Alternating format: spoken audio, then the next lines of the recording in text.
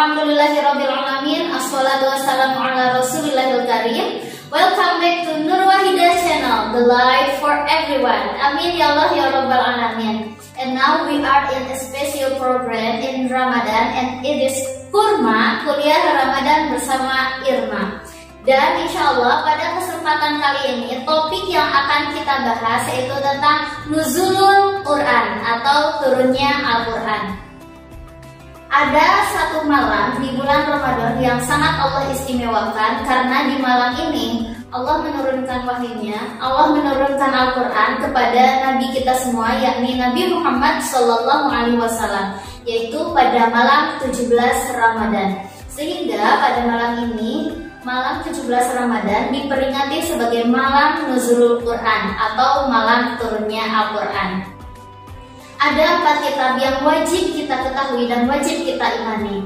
Ada kitab Taurat yang diturunkan kepada Nabi Musa alaihissalam, kitab Zabur diturunkan kepada Nabi Daud alaihissalam, kitab Injil yang diturunkan kepada Nabi Isa alaihissalam, dan yang terakhir adalah kitab Al-Quran yang diturunkan kepada Nabi terakhir sebagai penutup para Nabi, yakni Nabi Muhammad SAW. Al-Quran diturunkan oleh Allah kepada Nabi Muhammad SAW melalui perantara, yaitu melalui malaikat Jibril. Dan wahyu pertama yang diturunkan pada saat Nabi Muhammad SAW berada di Gua Hira. Dan di sini Nabi Muhammad sedang menyendiri di Gua Hira itu, namun menyendiri di sini bukan melamun, tapi merenung. Karena pada saat itu di zaman jahiliyah di Mekah saat itu, Nabi Muhammad cenderung menghindari dan tidak nyaman karena hatinya menolak. Di zaman jahiliyah itu ada tradisi yang menyembah berhala gitu. Jadi yang disembah pada saat itu bukan tradisi, maksudnya yang disembah saat itu adalah berhala-berhala yang dijajarkan di pinggir-pinggir Ka'bah. Bahkan mereka itu sering menyembelih hewan gitu. Dan kalau ada perayaan kemudian menyembelih hewan itu dipersembahkan untuk berhala-berhala itu gitu. Dan bahkan tradisi-tradisi lain itu ada kebiasaan-kebiasaan yang kehidupan hedonisme di zaman jahiliyah itu, yang mewah, berfoya-foya, kemudian judi, kemudian minum khamr, dan ya ada sebagian mereka juga yang main perempuan gitu. Dan Nabi Muhammad cenderung hatinya tuh sebelum diangkat jadi Rasul pun itu tidak pernah melakukan hal itu. Bahkan saya pernah membaca salah satu novel di sini yang judulnya Khadijah Cinta Sejati Rasulullah karangan Abdul Mu'in Muhammad Umar. Di sini tuh ada cerita bahwasanya Nabi Muhammad itu sering dipaksa oleh paman-pamannya untuk menyembah berhala itu, untuk mengikuti perayaan-perayaan seperti itu. Namun Nabi Muhammad SAW itu selalu menolak, dan pernah satu ketika itu Nabi Muhammad benar-benar dipaksa untuk ikut perayaan karena seluruh masyarakat Makkah itu ikut gitu, dan Nabi Muhammad tetap menolak, namun tetap dipaksa karena marah mungkin ya. Tapi Allah itu melindungi Nabi Muhammad SAW. Pada saat itu Nabi Muhammad tiba-tiba menghilang gitu, dan setelah perayaan selesai itu baru Nabi Muhammad kembali gitu, dan dalam keadaan ketakutan. Dan setelah sadar, kenapa Nabi Muhammad ditanya kemana gitu, karena setiap kali Nabi Muhammad mendekati berhala itu ada sosok laki-laki berkulit putih, berpostur tinggi itu selalu berteriak kepada Nabi Muhammad, menjauh Muhammad, jangan kau sentuh itu. Jadi Allah itu sangat melindungi Nabi Muhammad SAW. Jadi sebelum Nabi Muhammad diangkat jadi Rasul pun, Nabi Muhammad itu belum pernah menyembah berhala, belum pernah minum khamr. Dan hati Nabi Muhammad itu selalu menolak untuk melakukan itu karena dia pun meyakini itu tuh suatu kekufuran. Nah akhirnya Nabi Muhammad itu menyendiri ke Gua Hira itu untuk merenung. Layaknya seperti kakeknya Nabi Ibrahim alaihissalam, itu kan ayahnya itu sebagai pemahat patung-patung berhala yang disembah oleh kaumnya Raja Namrud gitu. Namun beliau ini menolak, karena Nabi Ibrahim itu menolak untuk menyembah, bahkan mencari siapa Tuhan saya. Nah Nabi Muhammad pun itu yang dilakukan, jadi merenung tentang penciptaan Tuhan, tentang Tuhan yang harus kita ibadahi, yang harus kita sembah, dan yang memberikan zat yang memberikan kita kehidupan yang harus kita ibadahi. Nah, di usia 40 tahun itu Nabi Muhammad baru diangkat menjadi Rasul.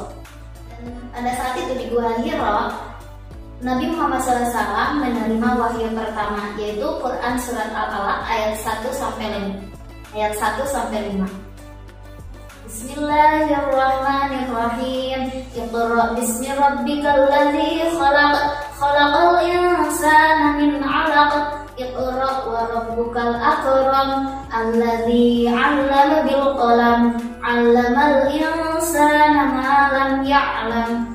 Dan wahyu terakhir itu diterima Nabi Muhammad SAW saat beliau haji wada, itu Quran Surat Al-Maidah ayat 3. Bismillahirrahmanirrahim.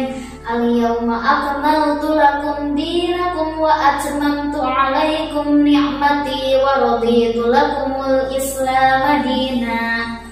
Dan Allah menurunkan Al-Quran itu kepada Nabi Muhammad itu tidak langsung 114 surat diturunkan, tetapi secara berangsur-angsur, seperti telah Allah jelaskan dalam Al-Quran Surat Al-Isra ayat 106. Bismillahirrahmanirrahim. Wa Qur'anan faraqnahu litaqra'ahu 'alan nasi 'ala mukthin wa nazzalnahu tanzila. Jadi di sini Allah menurunkan Al-Quran kepada Nabi Muhammad SAW itu secara berangsur-angsur agar Nabi Muhammad SAW membacakan, mengajarkan kepada manusia itu secara perlahan-lahan, dan Allah menurunkannya secara bertahap. Karena penurunan Al-Quran itu ada dua periode, ada periode Mekah, ada periode Madinah. Nah, makanya di Al-Quran itu ada yang disebut surat-surat Makkiyah dan ada yang disebut surat-surat Madaniyah. Dan ini sesuai perjuangan Nabi Muhammad SAW selama menyebarkan Islam, dari mulai beliau diangkat menjadi Rasul itu di usia 40 tahun, kemudian sampai beliau wafat itu di usia 63 tahun, 40 ke 63 itu jadi 23 tahun. Jadi Al-Quran pun diturunkan sekitar kurang lebih selama 23 tahun secara berangsur-angsur. Nah, 13 tahun itu di Mekah. Nah, makanya ada surat-surat Makkiyah. Artinya surat-surat Makkiyah ini adalah surat-surat wahyu Allah yang diturunkan ketika Nabi Muhammad SAW masih berada di Mekah, menyebarkan Islam di Mekah, dan itu sekitar 13 tahun dan ada sekitar 86 surat. Dan kemudian ada periodisasi Madinah, itu surat-surat Al-Quran, makanya disebut surat Madaniyah. Artinya wahyu ini diturunkan ketika Nabi Muhammad SAW sudah berhijrah ke Madinah, dan ini sekitar 10 tahun. 13 tambah 10 kan 23. Nah, yang ini di Madinah itu 28 surat. 86 tambah 28 surat jadi 114 surat. Nah, sehingga di Al-Quran itu ada 30 juz, 114 surat. Lalu bagaimana dengan pembukuan Al-Quran? Nah, sebenarnya di zaman Nabi Muhammad SAW pun ketika masih di Mekah, itu kalau saat ini itu ada pengajian gitu. Jadi ya memang seperti halnya biasa gitu, ada di waktu itu mengkaji Al-Quran. Jadi di sana tuh ada namanya Al-Qurra gitu. Al-Qurra itu adalah orang-orang penghafal Al-Quran yang membaca Al-Quran kemudian juga menulis Al-Quran. Jadi di sana itu waktu di zaman Nabi pun itu sudah ada menulis Al-Quran, Al-Quran dihafal, kemudian diajarkan lagi gitu, kemudian dibaca, dipelajari, karena agar si Al-Quran ini tetap terjaga gitu, tetap terjaga. Jadi di zaman Rasul pun itu sudah Al-Quran itu sudah mulai dituliskan di papan-papan, kemudian di pelapak kurma, tapi belum dibukukan. Kemudian dilanjutkan itu pada masa Khulafaur Rasyidin. Untuk menjaga Al-Quran ini itu pada masa Umar bin Khattab itu sudah dicetuskan untuk segera membukukan Al-Quran. Namun baru terrealisasi dibukukannya itu pada masa Utsman bin Affan. Dan di sini pun Al-Quran itu langsung dijaga oleh Allah Subhanahu wa Ta'ala, kesuciannya, kemurniannya, seperti yang telah Allah jelaskan dalam Quran Surat Al-Hijr ayat 9. Bismillahirrahmanirrahim. Inna nahnu nazzalna dzikra wa inna lahu lahafizun. Nah, di sini kami yang menurunkan Al-Quran dan kami pula yang akan memeliharanya. Jadi selama-lamanya itu Allah akan menjaga Al-Quran ini kesuciannya. Jadi tidak akan ada orang yang bisa memasukkan Al-Quran atau yang mengotak-atik Al-Quran itu, karena Al-Quran ini dijaga langsung oleh Allah Subhanahu wa Ta'ala.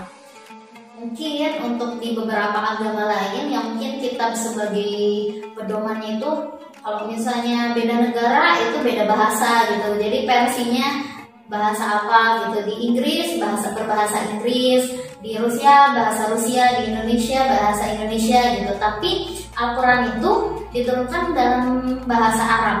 Mau kita ke negara apapun gitu, ke negara apapun, itu umat Islam tetap Al-Qurannya itu dalam bahasa Arab. Yang mungkin yang bedanya itu terjemahannya saja gitu. Tapi keabsahan dan kemurnian Al-Quran ini tetap terjaga, karena tidak akan ada yang bisa memasukkan, tidak akan ada yang bisa mengotak-atik Al-Quran itu, karena Al-Quran itu dijaga oleh Allah Subhanahu wa Ta'ala.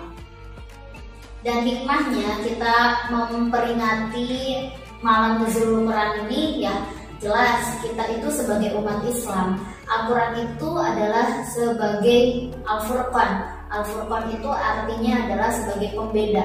Pembeda mana yang benar, mana yang salah, mana yang hak dan mana yang batil. Kemudian Al-Quran juga sebagai Al-Huda, yaitu sebagai petunjuk. Nah, kalau kita mau hidup itu benar di jalan Shiratal Mustaqim, berada di jalan yang lurus, di jalannya Allah, maka kita harus mempelajari Al-Quran. Berpegang teguhlah, berpedomanlah pada Al-Quran. Nah, Allah itu sudah memberikan petunjuk-petunjuk semuanya itu di dalam Al-Quran. Maka kita sebagai umat Islam, Al-Quran itu sebagai petunjuk, sebagai pedoman hidup kita. Kita harus membacanya. Selain membacanya, kita itu harus mempelajarinya. Kita harus mempelajari isi-isi kandungan setiap ayatnya. Karena Allah sudah memberikan petunjuk di dalam Al-Quran tersebut. Kita ingin hidup kita benar, kita ingin mencapai ridho Allah, mencapai rahmat Allah, kita ingin sampai ke surga firdausnya Allah, kita ingin sampai bertemu dengan Allah di yaumil akhirat, maka kita harus mempelajari Al-Quran. Karena Al-Quran itu bukan kita biasa. Al-Quran itu kalamullah. Al-Quran itu sebuah mukjizat. Bahkan kita nggak tahu maknanya saja, itu bisa menggetarkan hati setiap umat manusia gitu. Seperti kejadian Umar bin Khattab, kan Islamnya itu karena mendengar surat Al-Toha yang dibacakan oleh adiknya, itu menggetarkan hatinya, langsung tenang, damai. Kemudian selain itu juga dulu, karena di Arab itu kan sering ada perlombaan syair-syair gitu, yang bagus itu dipampang, itu dipajang, dipampang bahasa Sunda ya, dipajang di Ka'bah itu. Dan syair-syairnya orang Arab itu tinggi banget nilai sastra adabnya itu, sampai ada syair yang ketika kita membacanya tuh kita benar-benar yang terlena, mabuk, kegila-gilaan gitu. Tapi ketika Nabi Muhammad SAW membacakan beberapa ayat yang ada dalam Al-Quran, itu penyair-penyair Arab itu banyak yang masuk Islam. Nah, karena kan dia tahu nih, penyair-penyair itu tahu nilai sastra bahasa yang tinggi itu seperti apa. Nah, ketika mendengar ayat-ayat yang dibacakan oleh Nabi Muhammad SAW, itu banyak yang masuk Islam. Artinya luluh, ini benar, ini bukan kalamnya manusia, ini benar sebuah mukjizat, ini nyata, bukan kalamnya manusia, ini kalamnya Tuhan. Itu sehingga dari penyair-penyair itu banyak juga yang masuk Islam. Nah, jadi pada malam 17 Ramadan ini kita memperingati malam Nuzulul Al-Quran ini gitu. Dan bagaimana memperingatinya? Ya jelas kita harus menumbuhkan kembali keimanan kita, meningkatkan keimanan kita, meningkatkan kesukaan kita, kecintaan kita kepada Al-Quran dengan cara membacanya, kemudian dengan cara mempelajarinya, memperdalaminya lebih dalam lagi, agar kita selalu mendapatkan hidayah, petunjuk dari Allah Subhanahu wa Ta'ala. Bahkan biasanya di beberapa daerah itu untuk memperingati Nuzul Al-Quran itu ada yang mengadakan kegiatan khatam Al-Quran gitu. Jadi setelah tarawih itu tergantung orangnya. Kalau ada 30 orang berarti dibagi satu juz gitu per orang. Kalau ada 60 orang berarti ya satu juz berarti 2 kali khotam gitu. Maka dari itu di malam 17 Ramadan ini memperingati nuzul Al-Quran, turunnya Al-Quran, mari kita bersama-sama meningkatkan keimanan kita, meningkatkan kecintaan kita terhadap Al-Quran dengan cara membacanya, dengan cara mempelajarinya, kemudian memperdalaminya, memaknai setiap ayat-ayat Allah Subhanahu wa taala agar kita selalu mendapatkan petunjuk, selalu mendapatkan hidayah dari Allah Subhanahu wa taala sehingga kita bisa menjadi hamba-hamba Allah yang memiliki derajat yang tinggi di hadapan Allah Subhanahu wa taala, dan Allah Subhanahu wa taala memberikan rahmat kepada kita sehingga kita bisa sampai ke surga Firdausnya dan kita bisa bertemu dengan Allah Subhanahu wa taala di yaumil akhirat. Amin ya Allah ya rabbal alamin. Alhamdulillahirabbil alamin. Topik tentang nuzul Al-Quran telah disampaikan, mudah-mudahan memberikan manfaat dan keberkahan, dan apabila ada kesalahan dalam penyampaian atau mungkin ada materi-materi yang saya sampaikan mungkin salah, silakan untuk memberikan masukan, komentar, dan perbaikan di kolom komentar. Nah, sama manusia kita itu harus saling mengingatkan dan agar program ini bisa menjadi lebih baik lagi. Terima kasih atas perhatiannya. Wallahu a'lam bishawab. Wabillahi taufiq wal hidayah. Wassalamualaikum warahmatullahi wabarakatuh.